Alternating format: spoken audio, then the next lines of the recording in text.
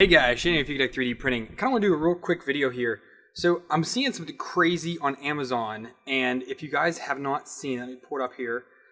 The Monoprice Select Mini is no longer available on Amazon because item is under review. What? So apparently a lot of people have been returning it because it's missing the sample filament. Now, if you've seen my unboxing of it, you know that the sample filament only prints out half of the cat that's included, the G code included on the SD card. I fully understand that, that kind of sucks. But the fact that you're complaining that it doesn't include that sample filament kind of blows my mind. And here on the Amazon page, so right there, item is under review. What? For a $200 printer, it basically is plug it in, load some G code, and print. It really doesn't require that much work. It is super simple. I think it's super simple because it is my 4th, 5th printer that I own here, so I don't think it's terribly difficult to understand, but still, I think the Monoprice Select Mini might have been overhyped, if I have to say, just because of how many people talk well about it. It is an amazing printer, I feel, for $200. You can't beat it with anything out there. I don't care what you say. There is nothing better than this for a $200 price point. But just the complaints coming out of it, I'm going to look here through some of the comments here for the 1 stars and 2 stars, and we'll see what they're saying. And right off the bat, let's just look at the customer reviews. I'll post a little picture here. 294 reviews as of this filming. 58% are 5-star. 14% 4-star, 7% 3, 8% 2, and 13% 1. So 1 and 4 stars super close together. So we're just going to look at 1-star reviews and see what people are saying. Because the first one here is failed after a few hours, known and common problem. Worked for a few hours, then failed with a loud pop and won't power on. Turns out this is a known issue. The heated bed is designed to draw more power than the logic board can safely supply. The fix is to buy a MOSFET. That's just kind of getting into the beginning of that one there. Next one received a damaged one. Printer showed up clogged with a warped bed. Excellent printer, 1 major flaw. I love this printer. It prints beautifully out of the box after only leveling the print bed. The cure settings provided by Monoprice are a good result too. I'd recommend going into advanced settings and increasing the initial layer line width. Okay, you're talking great. Why'd you give it a 1 star? So why the 1-star review? Yes, I am wondering why the 1-star review. Well, after 2 weeks of heavy printing, it just failed. The printer will now happily print about 3 layers of any file over Wi-Fi, SD, or USB, and then all the stepper motors stop moving. Thankfully, the extruder also stops, and you don't come back to a mess filled with spaghetti. Not sure. Terrible service, terrible product. Boo! Boo! Let's see. So far, not good. Hoping just effective. Spent 3 hours trying to get a print out of it. Spent several hours tech support. Did I get a good printer and everyone else's just sucks? What's up with this? I'm in the Monoprice Select Mini group. I don't see any of this stuff in there. So clearly they get the printer not working out and they just jump ship. And some people say that's okay. Tell me down below, actually. Why not? Let's see. First 2 units were non-functional. Okay, did not work out of the box. So I see and this is kind of crazy. I'm not seeing it here. I was reading a thread in the Monoprice Select Mini group, and they were talking about that a lot of people were complaining because there was no filament included. I'm actually not seeing that yet. I'm seeing actually a variety of issues, which is interesting because thank you, it's telling me it's time to get ready for bed. I'm seeing a variety of issues, and normally with a printer like, any of the cheaper printers like TiVo's prime example of this. The TiVo Tarantula wasn't it? It was the TiVo Black Widow that came out recently that had crazy amount of issues with it, and they were all exactly the same issue with every single kit because their quality control was just garbage. And they sent out defective parts, and they kept replacing parts, and 5 upgrade kits later, they still don't have it together. Another guy's saying the belts are bad. On my Select Mini, I probably have, and it's down here. So there it is. Not printing at the moment, but there's all its upgrade parts. It's ready to go. I don't know. I printed a couple 100 hours on it already. It runs most of the time. I just printed out some battery things for my pegboard.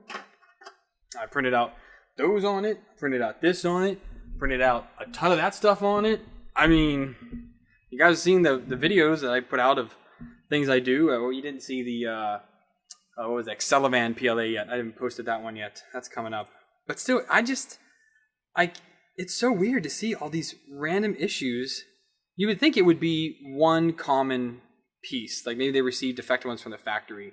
But it's just a slew of issues that are coming out. And again, that's making me wonder, did I get the lemon, but the other way? Like, did I get the good lemon and they got the bad lemon? I don't know what that's called, but the reverse of that, you know. So here's this one guy. Here's a guy saying, garbage, avoid, avoid, avoid. Complete piece of overwhelming junk, guaranteed to burn fingers. That kind of happens when you touch hot stuff. Frustrate you beyond the point of tears.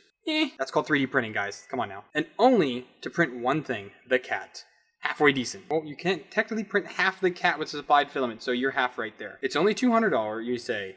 For $200 freaking dollars, I expect to run without jamming, clogging, quit mid-printing, and basically not working. Biggest waste of time and money ever.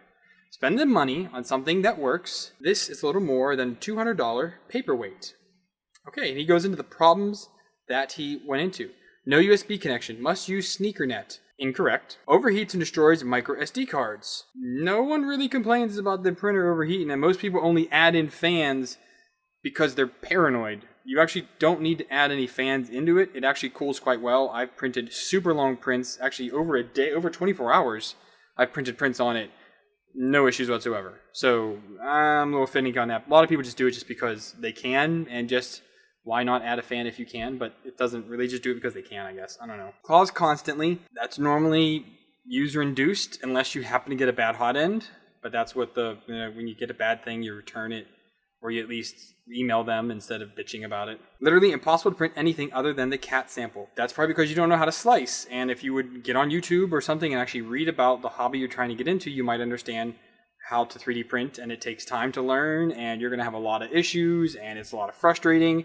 Welcome to 3D printing, yet again. Gears jam constantly. Which gears? Are you talking about your extruder gear? If your extruder gear is jamming, you probably have your temperature too low, which is very common. Software provided is garbage. They provide Cura and Slicer, which is what 100% of 3D printers people use. I mean, except for me, because I'm a Simplify 3D fanboy, but that's just me. But anyways, like Cura, I've used it. I've used actually a lot of times on this Delta. I used it because I couldn't get Simplify 3D to work on it, so I put the Delta on there. Yeah, my desk is horrendous, isn't it? My God, man, clean up. Buy a real 3D printer. Avoid. I gotta say, guys, I mean, if you're buying this printer, you have to realize what you're purchasing. You're purchasing a $200 printer for a field that is still new. 3D printing, yes, has been around for, I guess in the consumer world, 6-7 years now, if that. It's only gotten big in the past 18 months, 2 years max, is when it actually became really streamlined. And you have to understand what you're buying. If you want to buy something out of the box that it's guaranteed to print, you spend the money on it. You buy these lower priced printers because they require work. And the company has invested in cheaper products to get a product to you. Now, it doesn't say, oh, well, I'm just buying crap. No, you have to know what you're buying. I personally think the Monoprice Select Mini is an amazing little machine. I've had zero issues with it. As you did see on it, I did put build tack on the build plate because I'm not a masking tape fan. And a piece of build tack you can get for $10, a big enough sheet to make 4 pieces at $10 or $15. I have to look it up. Anyways, buy a piece of build tack, cut it down into 4 pieces, stick it on there, and you're good to go. I mean, I don't know. I mean, so the D-Force Mini retails for under $300. The Monoprice Select Mini was $200. The Logitech FT5 was $500. The G-Tech was $320. Ended up being less for me because I had to return some stuff and they gave me some money back and whatnot. It's printing. Some new parts for the Monoprice. I had a guy fix some parts for me. But I mean, you have to understand what you're buying. I don't want it to sound that bad way. It kind of does, but I mean, know what you're buying, guys. Please, just absolutely read in what you're buying. Don't expect the unexpected from these printers because you're not going to get $4,000 prints out of the Select Mini. You're going to get doggone close. Don't get me wrong. I think you can get any printer to print on an Ultimaker level. Printing it that way every time. I mean, if you mod the heck out of it, like people on the FT5 have some amazing prints coming off of it, but they have modded the absolute crap out of it. I mean, craziness. I'm just admiring that print. It just looks beautiful. But yeah, so I mean, I just kind of wanted to get on that and see, what the hullabaloo is about with this Select Mini being pulled from Amazon. It just, honestly, I am shocked. Absolutely shocked that there were enough returns, 13% 1-star, and return. I don't know what the return rate is. I wish they told you here, but they don't. Either way, I'm glad I got mine when I did. And when it comes back into stock, y'all should get one too if you're looking for a new 3D printer. I think it is a great machine. There is a humongous support group which just surpassed 5,000 users in the Monoprice Select Mini Facebook group. There is a wealth of knowledge in there. New people, old people, well, old to the hobby, you know what I mean. But it's just a great resource. So I'm going to put a link down below, yet again, my affiliate link to buy that printer. And as soon as Amazon gets off whatever it is that they're smoking and stocks this thing again, you can go ahead and buy it. Or you can go down below and look at Monoprice and buy direct from them. I don't get anything, but hey, I'd rather you have a nice, fun printer to use and print with than not. Don't even know if I'm going to post this because I have printers printing and everything's going. I don't know if I'm going to edit this audio enough out. But anyways, I hope you guys like this video. Kind of just giving you a little bit of a quick peek into the craziness I see online. Okay, thanks for watching, guys. Hope you enjoyed it. Give it a like if you did. If you didn't, sucks to be you. So if you liked this video, if you did, give it a like. If you didn't, sorry, just like it. Let me know why. All that jazz. Subscribe, Patreon, links, videos down below. You can click on stuff and watch more of my videos. It's a lot of fun. So as always, guys, happy printing.